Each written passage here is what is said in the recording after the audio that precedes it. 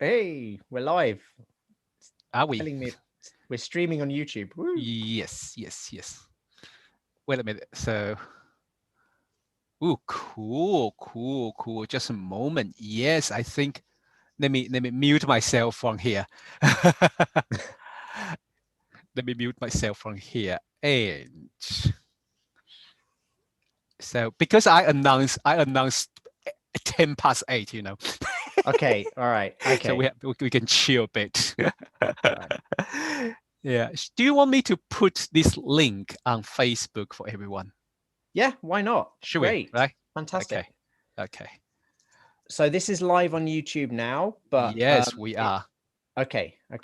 Yes. Woohoo. Let me think. I also asked, could Peter check it? Anyway, that's all right. Okay, let me go to Facebook and find. Oh, yes. Okay. Okay.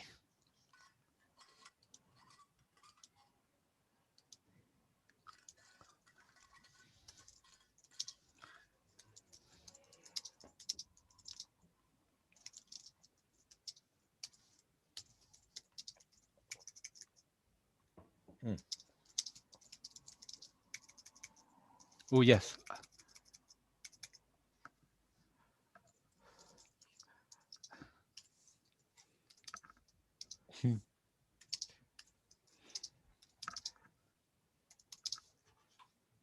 Okay, I posted. Brilliant. Oh, hello. We got a Peter say hello. Hi, Peter. All right. Okay. Should we start? Yes, let's just start. Let's just start. And okay. Hello, everyone. Welcome to Academy of Astrology YouTube channel. I'm Rota Chang, and today with me is our Marcus Patchett. Hello. So today only you and me, all right? Because it's our like a full moon, and I mean, this episode we are focused on full moon. Yeah. But before we talk about full moon, there's something much even more important. Marcus, I will let you talk Okay. about it. Okay. Yes. Oh, I mean, it's just Mars ingressed into Cancer. That's in Yeah. the tropical zodiac, so sidereal, different thing. But Mm. for us as Western astrologers, it's just moved into Cancer today, so it'll be in Cancer for about 2 or 3 months. I think I haven't checked the date when it moves out, but that's kind of significant, and it's significant for the full moon that we're going to be talking about as well. Indeed. But it's significant because traditionally Mars has a difficult time in Cancer. It's the sign of its fall, but it's an odd little mixture because it's also in its triplicity. So what that means is Mars feels in some way like it's got supporters, because traditionally Mars is a hot, dry, angry planet. So the idea behind triplicity is what signs, what element is a planet comfortable in? And it seems weird that Mars was put in triplicity in the water signs. But that's because Mars is too hot and dry and angry. So water cools Mars down and makes him a bit more empathic. So it sort of brings out a nicer side of Mars, the softer side of Mars. Just like Saturn's triplicity is the air signs, because they heat and moisten Saturn up and make him a bit more sociable. And water signs give Mars a bit more empathy and cool him down a little bit. So they kind of antidote. So Mars is antidote a little bit. So what that means in traditional astrology is when Mars is in water signs, in his triplicity, particularly in a night chart traditionally, but just in general, is Mars finds friends, supporters, and allies. Okay. That's what triplicity means. Okay. But in Cancer, ruled by the moon, Mars and the moon didn't get on traditionally because they're kind of like opposite things. Mars is like war and battle and soldiers and whatever. Yes. And the moon is like kitchens and mothers and looking after babies and stuff like that. So they're kind of just opposite. So when you put Mars in Cancer, it's kind of like putting a soldier all geared up for battle in charge of a creche, or like he's got to sort of like run a kitchen. I kind of think of Gordon Ramsay with this, even though Gordon Ramsay doesn't have Mars in Cancer. Okay. The moon Mars opposition, and it's that kind of like energy in the kitchen, right? Yes. It's sort of like a bit jarring. make kitchen a little bit more like a battlefield. Yeah, it's like the super competitive chef. Like it's just you're just a family dinner. You don't have to threaten to stab mum just because you don't like her casserole. It's not that bad. But so it is kind of Mars in Cancer is traditionally said to be in his fall because Mars feels depressed in Cancer. So it's kind of like the soldier returning from the battlefield to the family suffering from PTSD. Like the soldier's gone to war and now it's back in the family and everything should be fine. Yeah. He keeps like, you know, going mad and like having, you know, flashbacks and just so that's the vibe of Mars in Cancer. There are friends and supporters and allies and people looking after out for Mars, but it's dysfunctional. So with Mars in Cancer, you could generally expect to see on a world stage, because it happens every couple of years. Mars takes a couple of years to go around the zodiac.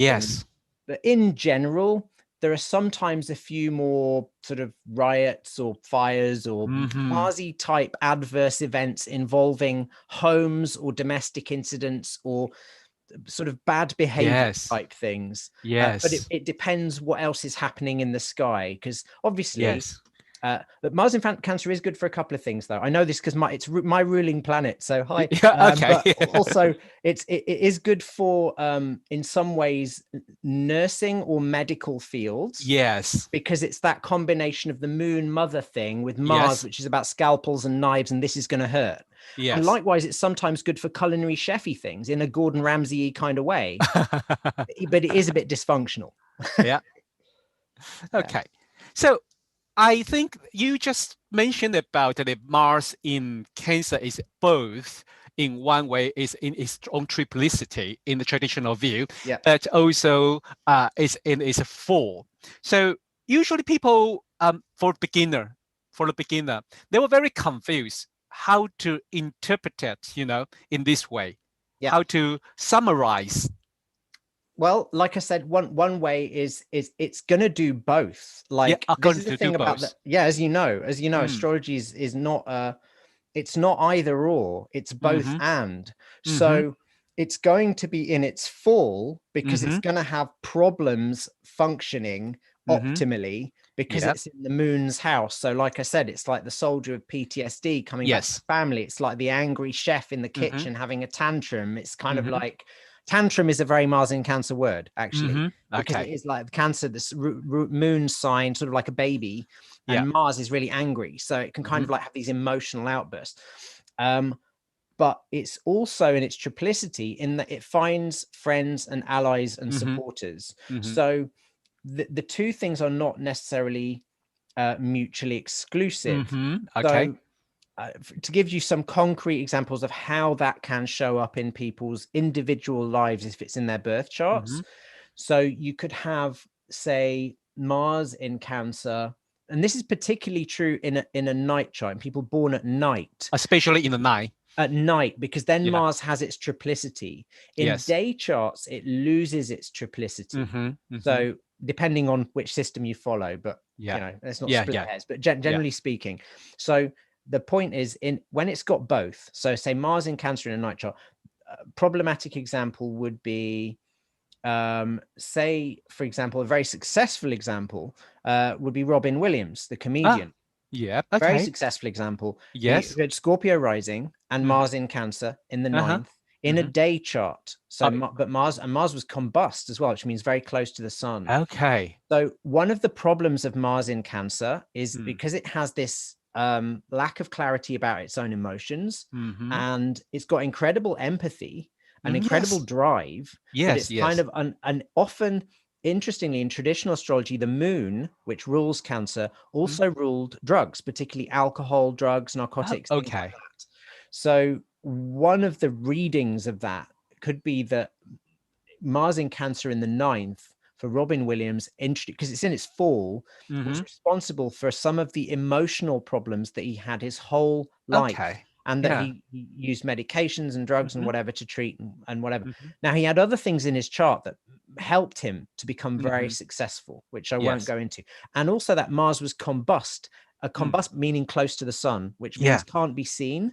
So it's like an invisible Mars. So none of this showed up to his audiences or Yes. anything. This was just stuff that he was dealing with privately. Yeah. To give you another chart that I know of, similar chart, a night chart this time. This was again Scorpio rising, Mars in Cancer, and I've got a few charts like this because that's what I've got. So I kind of like to compare. And it's like, so how can this turn out? So this was another Scorpio rising, Mars in Cancer. This time Mars was opposed by Saturn in Capricorn and Jupiter in Capricorn. So very tough, interesting configuration. This is the chart of a somebody who was a bank robber, an armed bank robber called Razor Smith, who later went on to write some very successful books about his experience. He trained as a lawyer while in jail. Interesting. Used those skills. So the Mars in Cancer gave him this sort of like temper and the sort of family problems and the probably bad self-image and problems with and the opposition to Jupiter in Capricorn gave him this buzz when he was like doing anything criminal. The Saturn made sure that he got caught and punished for it and locked up. But all of that happening in the ninth house, sort of, he's always had the interesting thing is that even though Robin Williams was objectively more successful, I think Robin Williams was also more unhappy because he didn't have the triplicity, that feeling of being supported, family, a close, people looking after him in the same way that the bank robber who went to jail for many years, Razor Smith, probably did. And if you read his autobiography, he did. He was very close to his family.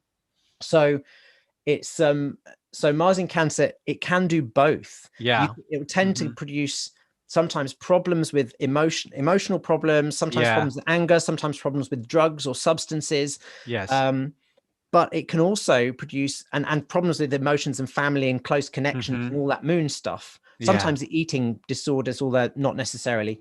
But because Mars rules appetite.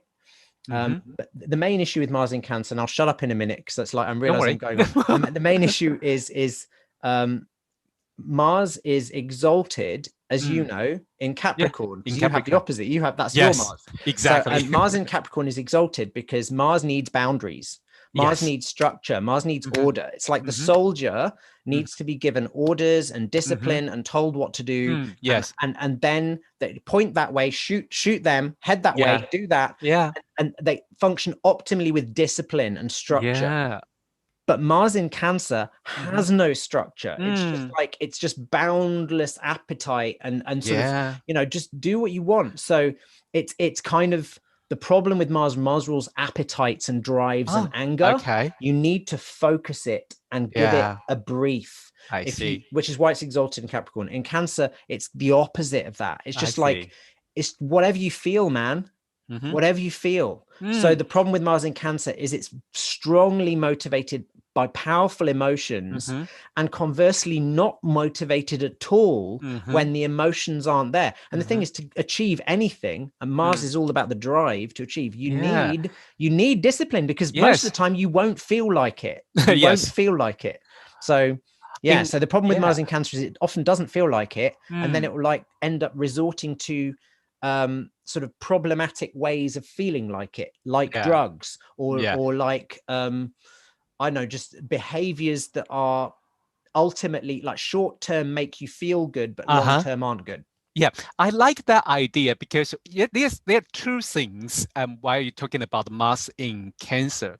Then I notice and my observation or people talking about Mars, especially there are a few things like when Mars in their detrimental four, like Mars in Taurus, Mars in Libra, or Mars in Cancer. Usually, you see people with Mars in these three signs.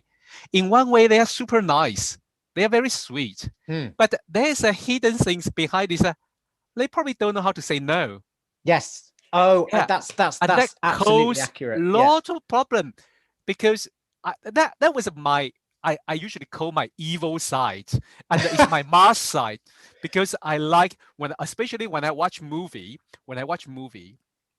I will really, all those Hollywood movies that would be like children left behind, a dog left behind, or something. They have promised their friend, family, they have to go back to rescue them, and the whole drama evolve. You will see, I was sitting on my chair and say, idiot, don't do that, just wrong, wrong, protect yourself. But that, you know, what's interesting to me about that, there's a few little thoughts about that I had. Yeah. You know, Brené Brown, who does the shame stuff. Mm-hmm. She talks about shame, really Yeah. interesting. I heard an interview with Russell Brand a couple of years ago where Yeah. I've always, this stuck in my mind, very important lesson, particularly for someone with Mars in Cancer to learn. Mm-hmm. Said the people who are the most empathic and Mm-hmm. caring Yes. are the people, what personality trait do you think enables that? That was the question she asked. Ah, okay. I I would say maybe they've been rejected, or they've been say a lot about they experience a lot of no. No, Oh, it's really it's so, when you hear it, it's so obvious, but it's so not what you think. okay. Having good boundaries. Ah, oh, okay. Because what she found in her research was that the Mm-hmm. people who were most able to consistently over a long period of time look after other people Mm-hmm. were the people who knew when they were done, Mm-hmm. like who knew when to say no, Okay. knew when to go in, do Yeah. their job, and then come out. Yeah. The people who ended up in really enmeshed, Yeah. entangled, problematic relationship Yeah. situations Mm-hmm. were the people who would kind of feel guilty about Ah, asserting yes. themselves and Yeah. saying no at the right time Mm. and be nice, and then end up feeling really resentful and Yes. angry Yeah. because they were like being taken advantage of, and then Yes. the whole relationship would go bleh, you know. I So know. she didn't say it in all of those words, but I'm reading between the lines, so you Yeah. can like, but the point is, Mars in Cancer symbolizes Mm-hmm. exactly, I think that's a really good point about being nice. Yeah. I think it turns in each of those signs it's different, isn't it? Like Mars in Yeah. Taurus, they're often quite good at physically expressing anger. Yes. Yeah. I think you're absolutely right. They all have problems Yeah. in some way, at least when they're younger, at least Yeah. until you learn Mm-hmm. saying no in a Yeah. nice way, in a Yeah. nice way. In a nice and then, way. and then what can happen is you can end up, because you've got the two Venus rules signed and the Yeah. moon rules signed. So Yeah. Libra, Taurus, and Cancer, Venus, Moon. Yeah. In all of those signs, it wants to sort of take care of people, be nice Yes. to That's people, sweet. not upset anyone. No. And then you end up sort of built, and the reason Mars is dysfunctional in those signs is because Mars doesn't care about that. It's like, what do I want? No. What do Yeah. I want? And the problem with those signs is Mars has to follow the agenda of its ruler. I think And so. so the Yeah. agenda of the moon Oh. is take care of people, look after people. What do they feel? What do they feel? It's like, put yourself second, don't put yourself first. The problem with that is Mars is not about being second. Mars is about what do you want? And in Cancer, it's like, what do I need? But it's like, so you end up with this Mars getting squashed down, and then that causes all kinds of problems. Mars in Cancer can be extremely angry and extremely dysfunctional and extremely aggressive, but it will come out sideways. I like to recap what you say, because I feel in one way that's a little bit advanced for the beginner astrologer. In another way, it's so important, so crucial, and I love this idea, is go back to their ruler. So when Mars in Cancer, you go back to the Cancer's ruler Moon, and to ask, what do you feel, what do you need, and put your own feeling and your need in the first, to honor that. Then that can really help your Mars in Cancer. Is that what you mean? Yeah, I think it's one of the traditional ideas was that a planet in a sign, it's like staying in a house owned by the sign's ruler. So you're a guest of that planet. You are a guest of that planet. So so when you're staying in someone else's house, it's you're staying in someone's house, you're following their rules. Yeah. You have to follow their rules because you're a guest in their home, unless you're a really bad guest. And Mars is probably a pretty bad guest, to be fair.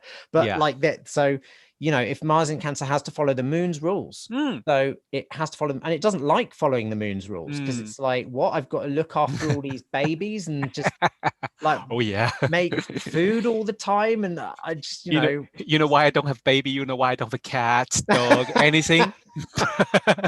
Want me to look after? I can only barely look after myself. That's my Mars in Capricorn. I can barely look after myself. You want me to look after baby and cat? I think Mars in Capricorn is just very pragmatic. It's very good about being on time, on the button, on the money. Like, okay, we're doing this, and that's what we're doing. Make it like Mars, very clear. yeah, on a personal level, Yeah. it doesn't mean that you can't, like, you can be efficient over time with Mars in any sign. Yeah. But what I find with Mars in Cancer, as a Mars in Cancer person, is that it's the king or queen of faff.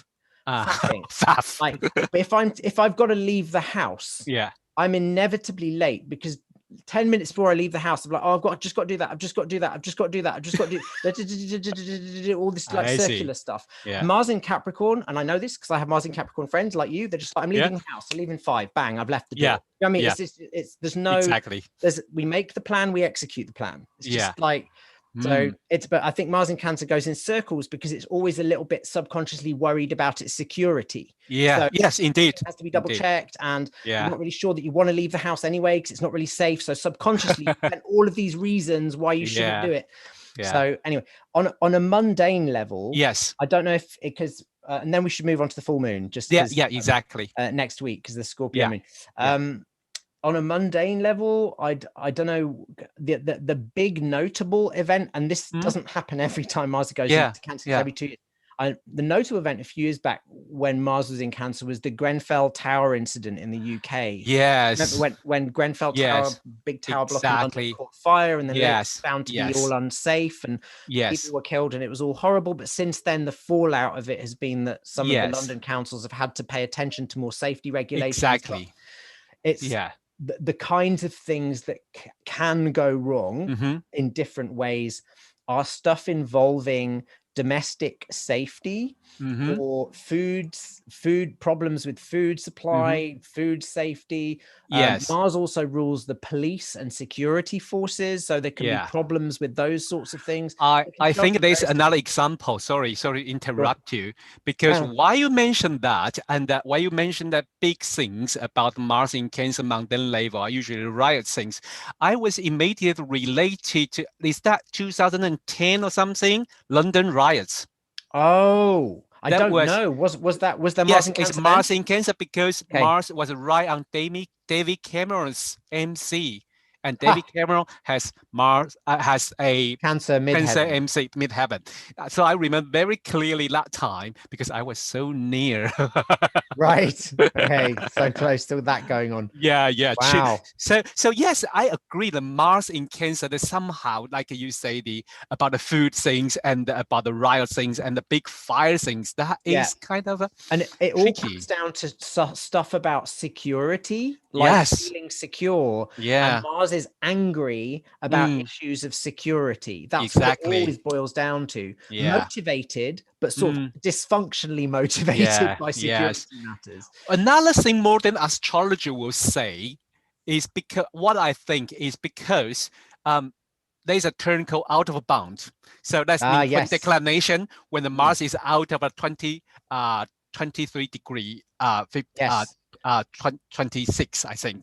So, but it happened very usually when Mars in Gemini Cancer and Sagittarius Capricorn. Because that's where the up and the highest point. Astronomy. So you're talking about declination, which the distance above or below celestial equator. So if we projected the equator, the middle of the Earth, out into space, when you're looking out in the sky, if Mars is sort of above, is it 23 and a bit degrees? 23, 26-ish.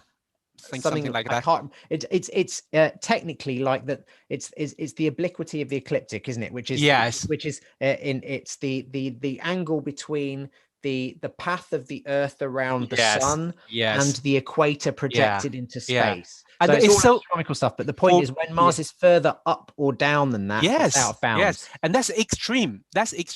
So the modern astrologer thinking about the out of bound is more like a wild horse. They went crazy. They are untended. They are not in control. So that's why usually when you have this kind of a Mars, things that go bigger. And I think interesting, isn't it? Because as you say, it's more often out of bounds when it's just because for astronomical reasons, when it's in Gemini and Cancer. And I would think particularly when it's out of bounds for all the things you've described, it's more likely to show up the more rioty, socially transgressive, angry because of security issues side of the Mars in Cancer. Indeed. As opposed to just sitting at home and, being a cross, Yeah. Okay. Should we move on to the full moons because we are stick here for a while, and that's related to what we're going to talk about, because I will use the full moon chart.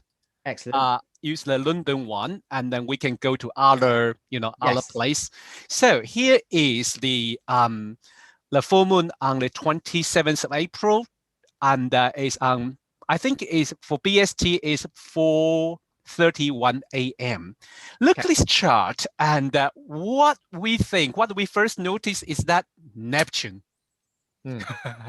So I think for Mundane Astrologer, we checking about the new moon and full moon chart regularly, because that is like for at least next 2 weeks before next new moon, the most important things we have to learn, we have to be careful. And for London, we have this Neptune right on ascendant.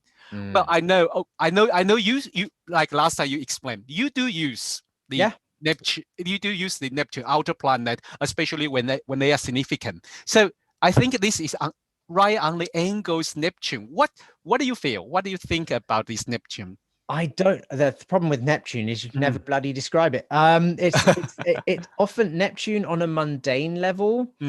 I do think often introduces a little bit of chaos, actually. So it can often it can show up in different ways. It can actually show up, I've seen it in charts of like conflagrations and riots and stuff, but it's often or hypersensitivity. I tend to look at, when I'm using the outer planets, I tend to look at them second rather than first. I'll try and read the chart first. I know, but for me, this tell me what you think. Okay, yes, definitely, yes. Because then I'll Okay, I know, yes. Okay, because this is a angular Neptune, and then the nature of Neptune is like a fuzzy, foggy image. Okay, let's say, well, in one way, if we say it's a normal day, that could be mean like those kind of I think movie or or art event taking the important time for these next 2 weeks. But Neptune, we all know, most modern astrologer related it with virus, sickness, illness, pollution, gas. Yeah. So all these things, and water. So all these things could be either flooding, either but because at this moment in UK we know the COVID pandemic is kind of under control, kind of. So I was wondering, because this is the kind of a 2 weeks after easy lockdown. Yeah. You know what I mean? So there's a chance there, especially this Neptune are quite important because it from the minor aspect to new moon. Yeah. To 6 quadrate to the moon, and the semi-square to the sun. So this, I think we should keep an eye on this angular Neptune. But I was wondering, because I thought, how about the other European country and even India at this moment? They are under fire. They are on fire because whole situation in Europe and India are kind of urgent. So, but when we check the full moon chart, they are fine. Okay. They are coming down now. What's also interesting to me from a traditional point of view is that Mars in Cancer. Now, this is a bit of a beginner's Anticyon. Look at its Anticyon. Okay. It's 28 degrees of Gemini right on the IC. So Anticyon are like hidden aspects. We won't go into the technicalities now because we haven't got time. But basically, that Mars in the 4th is actually in hidden conjunction with the angle, the 4th angle. Okay. Yes. So it's interesting what you're saying about maybe, because that could be something like problems with the water or the sewage or like leaks or gas pipe, some burst pipes or something. I don't know. know. It could be problems with some sort of, I don't know, it's some sort of hidden damage to water, liquids, gas, or water, because the fourth house is about the structures, the foundations, the building, the actual city. So it could be to do with stuff underground. Don't know, but I mean, this is only a full, I don't want to make too much of a meal of the full moon chart, in the sense that it is only a full moon chart. This isn't an eclipse. So this is something that, while it's a fairly meaty chart, because the thing we haven't touched on, of course, at the moment, is that the sun and moon are both in square to Saturn.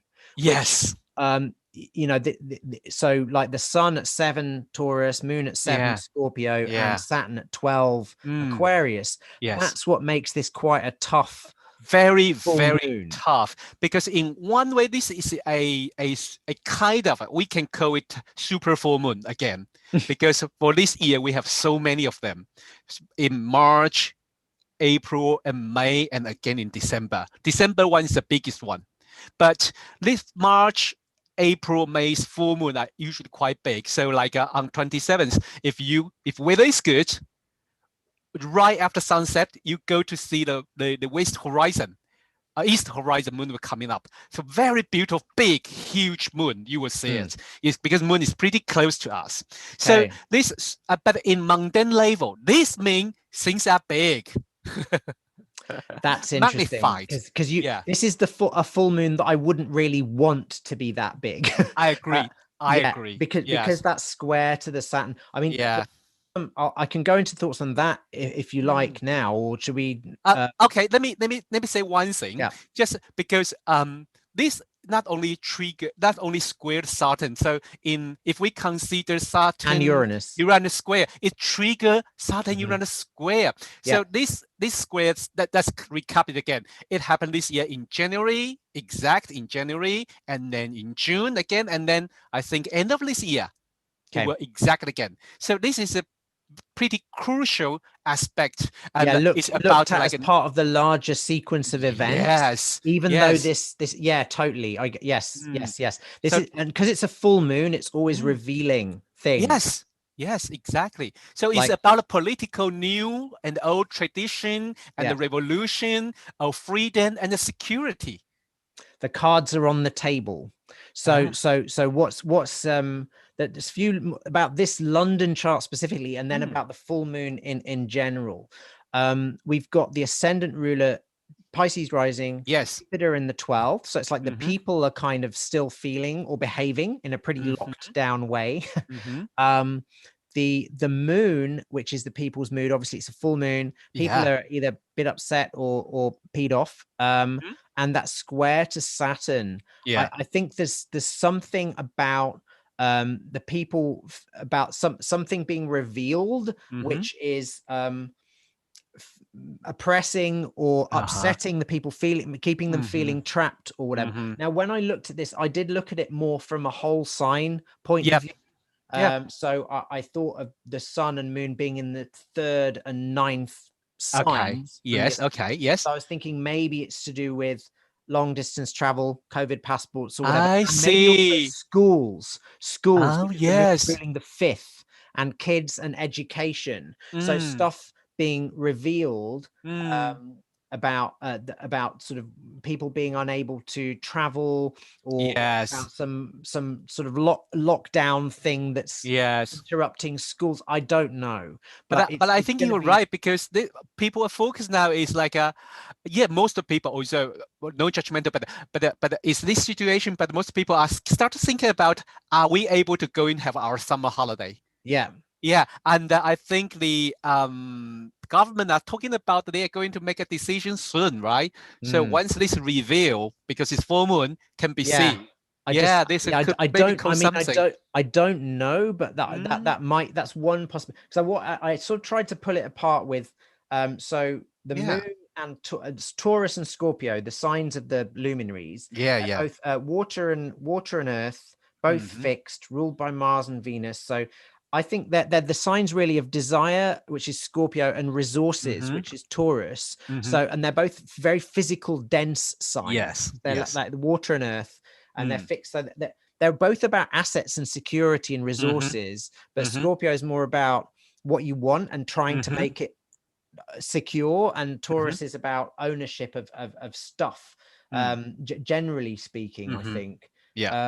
So what, and being in those signs squared to Saturn, I thought it could be normally if Uranus wasn't in the picture, I'd say Saturn stuff is stuff you see coming. It's fully predictable, it's slow, you can see that stuff coming up, you know it's coming, you know you've got to pay the dues, and then you get the bill, but you knew that was going to happen, because it's usually sort of like, so Saturn's in Aquarius, like strong in Aquarius, squaring that full moon, could be Saturn in an air sign is social. So it could be like official edicts about social movement or whatever, about social stuff, threatening financial and material security. That's what this moon feels like. That's what it feels like to me. The Scorpio moon, it's in its fall in Scorpio. It's feeling the people, it feels threatened. It's like a constant feeling of threat. And squared to Saturn, it's like an opposing to that sun in Taurus. It's something about sort of feeling threatened, but with the Uranus there, it adds this element of unpredictability, suddenness, and instability. So yeah, I think if I understand what you're talking about, or maybe I blend it into what I think, because fine. So it's more like we know things going to happen, but it's going to like hit us anytime from now. Yes. And something could relate it to like a social movement, financial wise, and basically people are not happy. And this is more globalized. It's not only in UK, because we are talking about Sun, Moon, Uranus, and Saturn. I tried to fit. Exactly. I agree. Yes, and this could be everywhere. And if I remember, especially in United States, that the recent, the trials about the Freud things, I think, and also happen on this. In the meantime, there's several police gunshot some other people during the same time. I think I was like, yes, because when I see the Aries ingress chart in United States, in Washington, there's a Mars on IC, very tight conjunct. I say, that's interesting. When I see that, I say, ooh, are they going to make mistake about about that particular case and cause riots? No, this case is fine. But in the meantime, the fundamental problem about police abuse their power, or about the related to gun, are kind of keep coming up. This is interesting, because what we're talking about, the Mars in Cancer, has a what's called a mutual reception with the moon in Scorpio, or a generosity. Oh yes, okay. Yes. Mars is in the moon's sign, and the moon is in Mars's sign, so it's kind of like that there are various ways that can play out. It's kind of like the people are very concerned with, like, this could play out in a really negative way, like the people just decide to go on a riot and trash stuff, or it could just be like the police are kind of like helping to keep control of things in a friendly way. But it's kind of like, certainly some of the types of concerns you're talking about, where the moon is Scorpio, is going to be very concerned about security, and with all that Taurus emphasis, it's really about, are we going to food and money, and how is this going to impact us? The positives about this, I thought, though, were that at least Venus and Mercury are escaping from that square of Saturn, moving towards a square of Jupiter. So I mean, that to me implies that while there may be some sort of feeling of sort of restriction of the ability to enjoy oneself and to socialize and to trade and to, anxieties about those sorts of things, they are those things are improving. So we are kind of run out of time. So should we just like a very quick summarize what we talk about today? Especially, I think for most of our YouTube audience, I think we probably like give them some kind of a more like related to daily life things. How about that? So because Okay. we talking about we talking about Yes, the, yeah, I see the what you Mars mean. in How does this Cancer. relate to you? Yeah, How can Mars you in use it? Mars in Cancer and Mars in Cancer, and also in the modern astrology out of bouncings. And this full moon triggers Saturn Uranus, cause the kind of the conflict between like a social movement, and could be the financial in the financial area. It could be like what I remember last episode I talking about the Redditor against the Wall Street investor. That things could happen again, because that was happened last time when this Saturn Uranus square happened. So this could be could be trigger and bring back. But this is more mundane level, more like people are angry, but and they are more want to focus on like a security and food. And especially in UK, there is a potential maybe the COVID situation get worse, or the pollution or something, or more gas pollution things, and should be more careful about that. But in the everyday's level, and everyone can apply. What do you think? Just a very quick. Yeah. On the everyday, obviously, the usual astrological caveat, it depends where this falls in your chart. But generally speaking, sort of the week coming up to, so leading up to the 27th and a week after, just be aware that if you feel extra, you get slammed with something, or you feel something like there might be some obstacles that come up, partly predictable, but they'll either come up, they may come up suddenly, or like there'll be some unpredictable element to them that feels kind of frustrating and may make you feel a bit like freaked out. And the thing is, with Saturn, the antidote is always just to freaking deal with it. You know, it's just, okay, take your time. Don't overreact. Don't worry about it. Just start doing things. To just deal with the issue. So one of the ways this has started to come, because this, by the way, this opposition falls right across my ascendant descendant axis. Oh dear.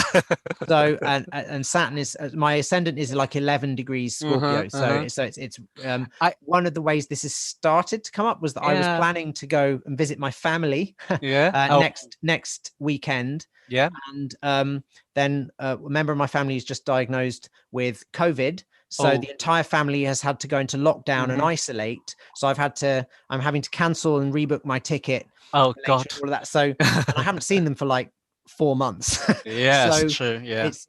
It's stuff like that. But I'm sure there'll be other stuff I coming smell up for me as well. You know. But it's those kinds of things. Now that's a relatively minor thing. I think that the magnitude of this full moon, as you say, it'll be something that happens midweek, maybe that may be a bit more upsetting, but I think so. Line is just you know, try to take it in stride and not freak out. And you can use that Mars in some way, I think. Like you say, to honor your feeling. Yeah, honor your feelings, but also just do stuff to practically like work through them. But I'd just say that my one caveat would be knowing Mars in Cancer is very hair trigger and reactive, and its first reaction is to want to burn things to the ground because it has a big tantrum. And the moon in Scorpio won't help that. The moon in Scorpio will aggravate that. So but Mars in Cancer wants to help the moon in Scorpio. So there's something about take a little breath or meditate a lot more. Pause, because Saturn is always about delay. Don't act before you delay. Delay, meditate, do whatever you need to get your emotions in line, and that will usually be doing some kind of pause. Just Uranus, Saturn, stop what you're doing. If you get have something happens, like feels like the piano is falling on your head, stop what you're doing. Meditate for 10 to 20 minutes or as long as it takes, or go for a walk, just have a break, have a pause, go for a walk in nature, have a meditate, and then make a plan of action and do something about it. I think it is a very good advice, but I guess it would be very hard, because I just noticed one thing. This sun, 7-degree Taurus, is right on Homo, Aries. Fixed Harmon is right on Harmon and Shaddar. So this both two two of these stars. One is, very male energy, like a conflict that want to head something, you see has bound something, and the Star is the major star in the Cassiopeias, the female handing power. So I think we, for next couple weeks, let me say, I would say that is pretty fun, but remember, we can have choice. Some people can handle these things quite heavily, I have to say. Yeah. With this two fixed star. Yeah, it's difficult. The one positive I'd say is that the lunar mansion in Western, which is where the moon, the 28th mansion of the moon or whatever, the moon is in the 18th lunar mansion, tropical lunar mansion. But that lunar mansion actually indicates protection against loss, and the theme of it is that there's a possibility of loss, particularly of money or resources or whatever, which can be avoided if you take prudent action. Okay, so, prudent action. So it's kind of that there's something that will happen that's partly predictable, partly surprising. There's something you knew something was going to come up, but here it is, and it's all blur, and it still shocks you even though you knew something was going to happen, and it's a bit potentially upsetting, and it makes you feel a bit stressed and worried about security maybe, and you kind of want to go on a rampage, but really what you need to do is take a breather, have a break, go for a walk in nature, do some like Taurusy stuff, or just pause, do some of the Saturn stuff, meditate, just take a step back before you act, and then act to improve the situation.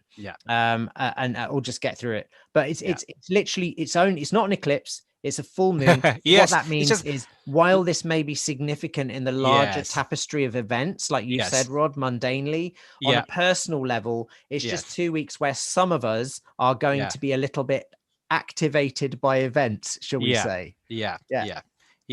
So I think we should, slowly to end today's podcast.